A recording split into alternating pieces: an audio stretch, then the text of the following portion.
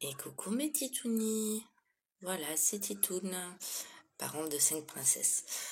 Voilà, c'était pour vous dire que j'ai en ce moment l'éducatrice de Lilou, donc je l'ai pas tous les jours, mais on va dire assez régulièrement au téléphone, surtout depuis ce week-end avec ce qui s'est passé.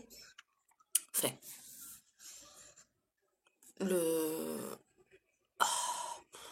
je suis dépassée par tout ça, j'en peux plus. Bref, ça fait 2, 3 fois que l'éducatrice de Lilou nous pose, me pose beaucoup de questions concernant comment était Lilou avant qu'elle soit placée, euh, quelle a été réellement la cause de son placement dit provisoire.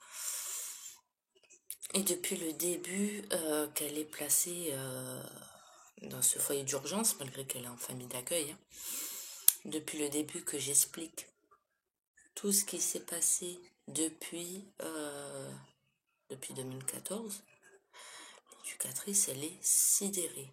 Alors, je vous ai mis sur Instagram et je crois sur YouTube une explication disant que les raisons qu'on m'avait données, vous savez, le 23 septembre, quand la gendarmerie sont venus chercher la petite chez ma grand-mère. Sur le papier du procureur, c'est qu'il y a marqué placement provisoire, il y a marqué dessus comme quoi que Lilou n'avait pas de chaussures, n'avait pas de poussette et était en carence. Le carnet de santé de Lilou, c'est moi qui l'ai. J'ai simplement envoyé par WhatsApp et par SMS, enfin MMS, j'ai envoyé toutes les pages du carnet de santé de la petite. Tout le feuillet, j'ai envoyé. Donc, l'éducatrice m'a expliqué qu'elle avait emmené la petite à la PMI pour faire un check-up, ce qui est tout à fait normal quand un enfant ils arrivent chez eux. Et l'éducatrice lui a demandé au médecin de la PMI c'est quand le prochain vaccin. Et la PMI, la personne lui a dit comme quoi que la petite était à jour au niveau du carnet de santé. Alors que ça soit pour de simples rendez-vous pour la pesée mensuelle ou que ça soit au niveau des vaccins, enfin, ou autre bilan. Le seul truc que j'avais pas encore pu mettre en place, c'était au niveau de la motricité, parce qu'on m'avait demandé de voir au niveau de sa motricité, et au niveau de l'ophtalmo. L'ophtalmo, je l'avais déjà fait quand elle était plus petite. On lui avait mis des pansements à l'œil. Et entre-temps, après, je suis partie dans le 54, je suis revenue au mois de septembre, voilà. Donc il n'y a que ça et faire attention au niveau de son poids. Elle n'était pas en surpoids gravissime, mais elle avait un surpoids, voilà. Mais à part ça, elle était à jour. Donc l'éducatrice me dit, ben écoutez, moi j'arrive pas à comprendre l'aide sociale à l'enfance, ils vous ont toujours pas expliqué ce que voulait dire le mot carence, parce que même la pédiatre de la PMI n'arrive pas à déceler ce qu'ils veulent faire, ce qu'ils veulent dire par là, par le mot carence, parce que la petite, elle a vu, elle se porte bien, elle est à l'écoute, elle est attentionnée, elle est dynamique, elle est éveillée, elle entend bien. C'est une petite fille normale, quoi. Et elle m'explique que elle n'a pas eu la même version que nous. Alors, j'en reviens dessus, la poussette, les chaussures, etc. Et elle me dit, mais nous, on n'a pas eu la même information. Alors, je sais plus si elle m'a dit nous ou je, mais bref, ils n'ont pas eu la même information. Donc, apparemment, Lilou, elle aurait marché très tardivement, parce qu'elle m'a posé la question, à quel âge elle a marché, la petite. Donc, il me semble que c'était euh, 16 mois, entre 15 et 16 mois et demi. Parce qu'à 17 mois, comme j'ai expliqué à l'éducatrice, et ça, vous l'avez vu depuis le début, je ne sais même plus à quel âge elle a marché. Il s'en passe tellement des choses que... Bref, tout ce que je sais, c'est qu'à 17 mois, elle était déjà debout en train de danser sur sa fameuse musique, Chipopo. Donc voilà. Donc l'éducatrice me dit qu'apparemment la petite, elle aurait marché très tard et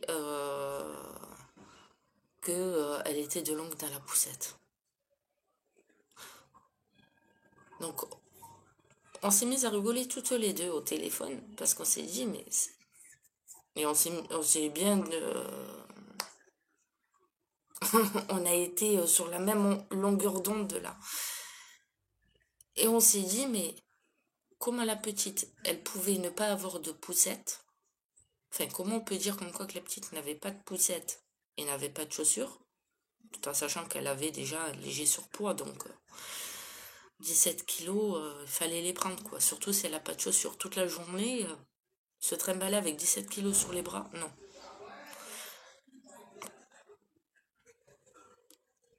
Et comment on peut dire en même temps comme quoi qu'elle était de longue dans la poussette? C'est pas possible. Donc, j'ai invité gentiment l'éducatrice à aller sur mon YouTube parce que j'avais envoyé le lien de la vidéo de Papa Noël. Donc je lui ai expliqué, j'ai dit de toute façon c'est complètement aberrant et faux. La petite, elle a toujours été, elle a toujours eu sa poussette. Après, oui, à partir de cet âge, je vais pas laisser non plus la petite constamment dans la poussette.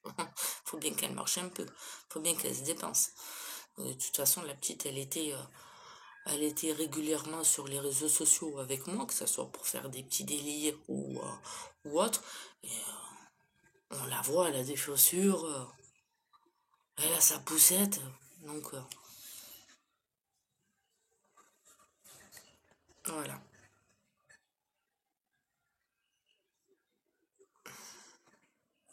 Donc là, je suis pas trop en forme. Là, je suis un peu fatiguée.